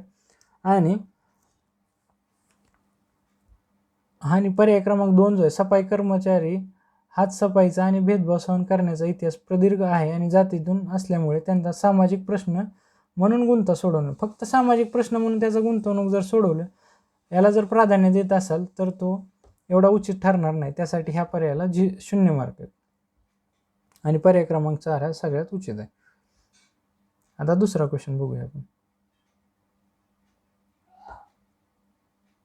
बघा, तुम्ही एका भागाची जबाबदारी असलेले वरिष्ठ नागरी अधिकारी आहात आणि तुम्हाला वृद्धासाठी खाजगीरित्या चालवल्या जाणाऱ्या वार्षिक संमेलनासाठी अतिथी म्हणून उपस्थित राहण्याची विनंती करण्यात आली आहे. या जागी पोचण्यासाठी प्रवास करताना तुम्हाला जागोजागी मोडकळीला आलेल्या झोपडपट्ट्याच्या अनेक वस्त्या पाहायला मिळाल्या. जेव्हा तुम्ही चौकशी केली तेव्हा वृद्धासाठी घरे निर्माण करणाऱ्या विकासकांनी त्यांच्या सर्व स्रोत हडप केले असून त्यांना लहानशा जागेत राहण्यास भाग पाडले असल्याचे त्या लोकांनी सांगितले. वृद्धासाठी घरांची वस्ती निर्माण करणारे व त्यात राहणारे लोक उच्च जातीचे असल्याने ते त्यांना नदीचे पाणी वापरण्यास, नदीत आंघोळ करण्यास व मासेमारी करण्यास व वनपज करण्यास मज्जाव करत असल्याचे त्यांनी तुम्हाला सांगितले. तुम्ही पुढीलपैकी कशाला प्राधान्य द्याल? आता 4 पर्यायापैकी तुम्ही कशाला प्राधान्य देणार आहात हे आपल्याला बघायचं आहे. बघा, पहिला पर्याय बघा, या भागाच्या नागरी क्षेत्रातील महाविद्यालयातील स्वतःच्या विद्यार्थ्यांना मानवी व समाज विज्ञानातील सिद्धांतासंबंधाने व्यावहारिक अनुभव घ्यायला देण्यास स्वारस्य असणाऱ्या प्राध्यापकांच्या मदतीने त्या भागातील लोकांचे समीक्षाकरण करण्याची योजना आखून ती महामंडळाकडून निधी मिळवून कार्यान्वित करण्याला. आता हा जो पर्याय हा सगळ्यात योग्य असू शकतो. कारण बघा, आता तुम्ही काय करणार, नागरिक क्षेत्रातील महाविद्यालयातील तसेच स्वतःच्या विद्यार्थ्यांना मानवी आणि समाज विज्ञानातील सिद्धांतासंबंधाने व्यावहारिक अनुभव घ्यायला मदत देण्यास स्वारस्य असणाऱ्या प्राध्यापकांची मदत घेणार आहेत तुम्ही आणि त्या लोकांचे जे समीक्षीकरण करणार आहेत, म्हणजे त्यांचं एम्पॉवरमेंट करून योजना आखणार आहेत आणि ती महामंडळाकडून निधी मिळवून ती कार्यान्वित करणार आहे. आता तुम्ही काय करणार आहे, त्यांचं समीक्षा करून पण करणार आहेत आणि त्यासाठी महामंडळाकडून निधी पण गोळा करून ती कार्यान्वित करण्याला प्राधान्य देणार आहेत. एखादी गोष्ट तुम्ही आखून ती कार्यान्वित करण्याला प्राधान्य देणार आहेत, त्यासाठी तुम्ही पर्याय क्रमांक 1 हा सगळ्यात उचित असू शकतो. आता बघा दुसरा पर्याय पण बघूया आपण. भेट रद्द करून समायोजकाकडे या परिस्थितीबाबत स्वतःची नाराजी व्यक्त करून त्या भागातील लोकांना तेथील स्रोत उपभोगू देताना त्यांचा हक्क त्यांना द्यावा असा उपदेश त्यांना देणं. तुम्ही फक्त उपदेश केला, पण त्या उपदेशावर ते काय रिॲक्ट करतील हे आपल्याला काय माहीत आहे का? नाही. पण पहिल्या पर्यायामध्ये तुम्ही त्या लोकांचे समीक्षीकरण करणार आहात, म्हणजे त्यांचं एम्पॉवरमेंट घडवून आणणार आहेत. त्याच्यासाठी योजना आखून ती कार्यान्वित करण्यासाठी प्राधान्य जर दिलं तर त्या लोकांसाठी त्यांचा जास्त फायदा होईल. फक्त उपदेश करून भागणार नाही, त्यासाठी हा दुसरा पर्याय त्यापेक्षा तेवढा योग्य नसणार आहे. आता तिसरा पण पर्याय बघूया. संमेलनासाठी उपस्थित राहिलो परिस्थितीबाबत योग्य माहिती मिळून मित्रभावाने समायोजकांना व रहिवाशांना त्या स्रोतांच्या खऱ्या मालकाबद्दल सहानुभूती दाखवण्याबद्दल समजावून सांगा. फक्त समजावून सांगून काय होणार आहे? आता तिसऱ्या पर्यायामध्ये ते समजावून सांगणार आहे, फक्त ते समजावून सांगणार आहेत, पण त्यावर तुम्ही प्रत्यक्ष कृती करायला लागणार का? नाही. त्यासाठी हा पण एवढा योग्य नसणार आहे. आता बघा, काहीही कार्यवाही करणार नाही, कारण प्रत्येकाला स्वतःच्या निश्चयावर जगावे लागते यावर तुमचा विश्वास ठेवण्याला जर तुम्ही प्राधान्य दिलं तर हे एकदम चुकीचं होईल. त्यासाठी हा पर्याय जो जर निवडला तर त्याला 0 मार्क पडणार आहेत, कारण तुम्ही काही कारवाई केलं नाही आणि नशिबावर जर ठेवलं. आता तुम्ही कुठला तरी वरिष्ठ अधिकारी कुठलीही गोष्ट नशिबावर कसं तुम्ही ठेवून चालणार आहे? तुम्हाला काहीतरी डिसिजन घ्यावा लागणार आहे जो की त्या जनतेच्या काहीतरी कामाला येईल. मग अशी जर परिस्थिती बघितली तर 4 पर्यायापैकी पहिला जो पर्याय आहे तो सगळ्यात योग्य आहे, कारण तिथं समीक्षाकरण केलेली आहे तुम्ही आणि ती योजना आखून ती कार्यान्वित करण्याला तुम्ही प्राधान्य दिलेलं आहे. त्यासाठी पर्याय क्रमांक 1 हा सगळ्यात उचित पर्याय आहे. आता दुसरा क्वेश्चन बघूया. क्वेश्चन क्रमांक 79 बघा. पर्यावरणीय अंक क्षणात विशेषज्ञ असणाऱ्या एका अशासकीय संस्थेचे प्रमुख म्हणून तुम्ही काम करत आहात. शासनाच्या मालकीच्या कोळसा वापरून ऊर्जा उत्पादन करणाऱ्या विभागाबद्दल तुमच्या चमूने अहवाल गठीत केला आहे. या विभागाने प्रदूषण संकेत पूर्णतः धुडकावून दिल्याचे तुमच्या अहवालातून दाखवले आहे. जर हा अहवाल प्रसिद्ध केला तर तुम्ही काम करत असलेल्या संस्थेची नोंदणी रद्द होईल अशी धमकी शासकीय अधिकारी तुम्हाला देत आहेत. ते शासकीय प्रयोगशाळेवर या विभागाबाबत त्यांच्या सोयीचा अहवाल सादर करण्यासाठी दबाव आणत आहेत व त्यामुळे तुमच्या अशासकीय संस्थेची विश्वासार्हता डागाळली जाणार आहे. या परिस्थितीत तुम्ही कशाला प्राधान्य द्याल? हे आपल्याला 4 पर्यायातून निवडायचं. बघा ते 4 पर्याय कुठले असतील. तुमचे निष्कर्ष अशाच प्रकारच्या कामात गुंतलेल्या अन्य त्रयस्थ संस्थेच्या प्रयोगशाळेकडून दुजोरा मिळवून नंतर ते जनतेसाठी उघड कराल. आता बघा, जर तुम्ही ह्याला प्राधान्य दिले प्रयोगशाळेतून अन्य म्हणजे थर्ड पार्टी संस्थेकडून, जर तुम्ही या प्रयोगशाळेकडून तुमचा जो अहवाल आहे त्याला दुजोरा मिळवून नंतर ते जनतेसाठी जर उघड केला तर हा स्वाप चुकीचा ठरणार आहे. कारण जे ऊर्जा वापरून जे प्रदूषणाचे संकेत हे धुडकावून लावलेले हे तर गोष्ट खरी आहे. त्यासाठी जर तुम्ही हे उघड केलं तर हे चुकीचं ठरणार आहे. मग पर्याय क्रमांक 1 हा चूक असणार आहे. बघा, आता कालबाह्य यंत्रसामग्रीवर ठपका ठेवत अहवाल आहे असा उघड कराल. आता तुम्ही